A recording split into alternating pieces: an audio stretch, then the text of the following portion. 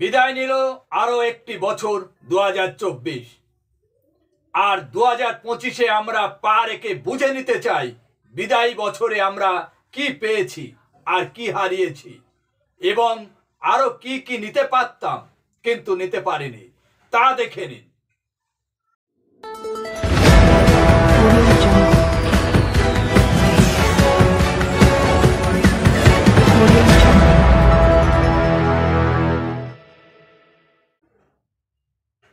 সবাইকে শুভেচ্ছা ও ভালোবাসা জানিয়ে আমি আফতাব হালদার আজ শুরু করছি দেশের খবর।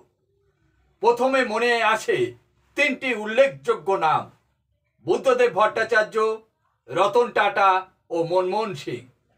তাদের পরিচয় দেওয়ার আর কোনো প্রয়োজন নেই, কারণ ভারতবর্ষে কম বেশি সব মানুষ এদেরকে চেনে ও জানেন।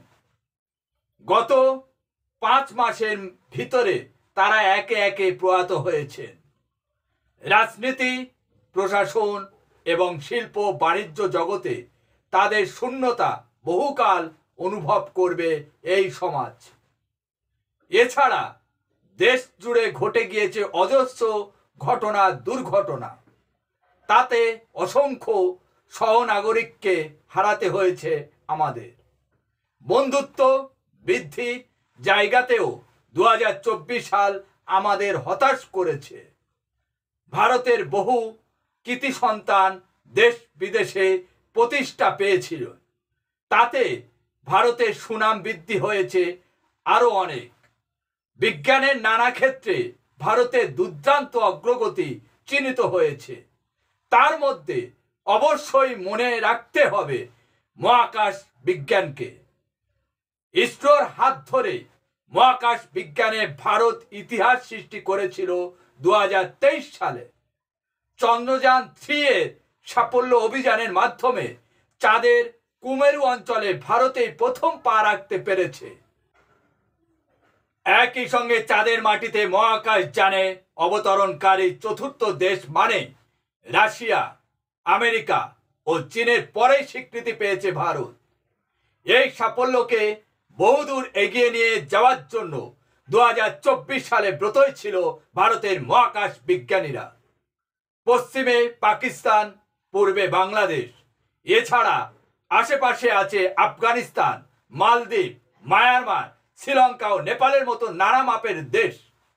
এই প্রতিবেশী দেশগুলো কোনোটিতেই গণতন্ত্র প্রতিষ্ঠিত নয়।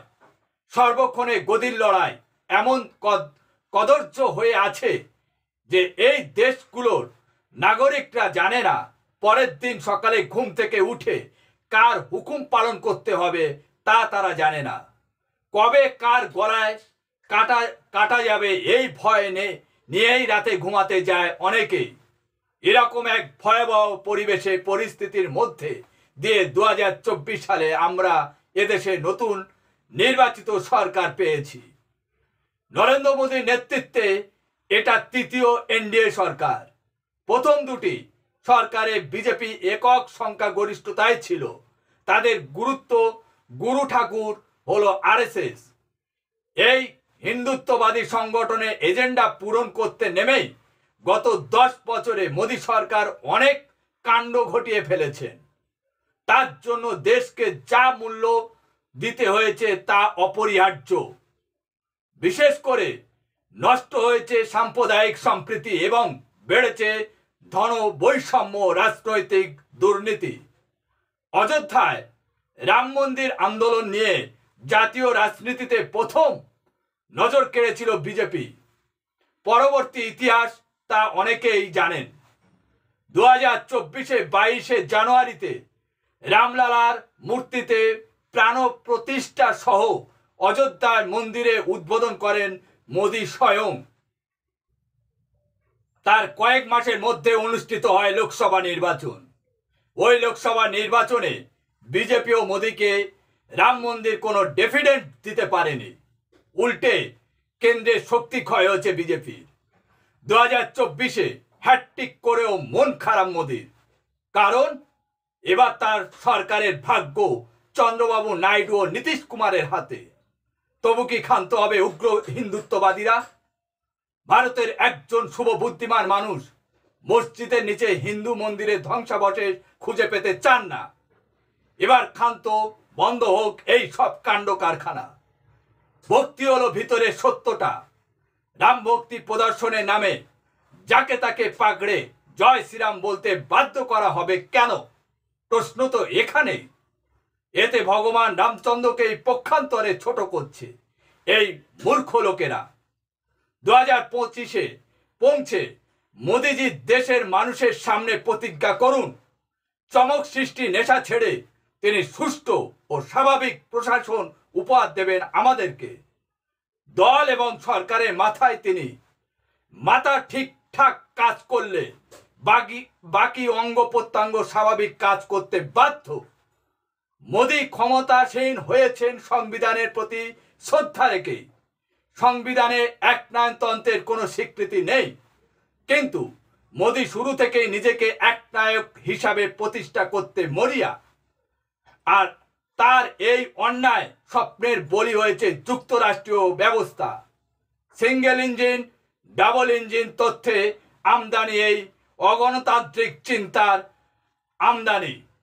100 দিনে কাজ এবং গরিব মানুষের পাকা বাড়ি তৈরি প্রকল্পে লক্ষ লক্ষ টাকা আটকে রেখেছে মোদি সরকার। বাংলার জনদরদি সরকার মমতা ব্যানার্জিকে বিপাকে ফেলতে এই অন্যায় রাজনীতি করছে মোদি। এমনি বাংলাকে টুকরো করার খেলাতে মেতে রয়েছে বিজেপি এবং মোদি সরকার। বিজেপির এই বোধগম্য কেন নেই যে পশ্চিমবঙ্গবাসী তারা কেউ বাংলাকে ভাগ করতে চায় না। বিজেপি পশ্চিমবঙ্গে সত্যি যদি রাজনীতি করতে চায় তাহলে বাংলার অখণ্ডতা মেনে নিয়ে রাজনীতি করুক, শান্তি ফিরুক সুন্দর মণিপুরে। 2025-এ আমরা আশা করব বেকারত্ব, দারিদ্র, বৈষম্য দূরে সরিয়ে দিতে, সুখ, স্বচ্ছতা ও মিডিয়ার স্বাধীনতা, গণতন্ত্র ফিরে আসুক। আজ এখানে শেষ করছি। সবাই ভালো থাকবেন, সুস্থ থাকবেন। Tata, bye bye.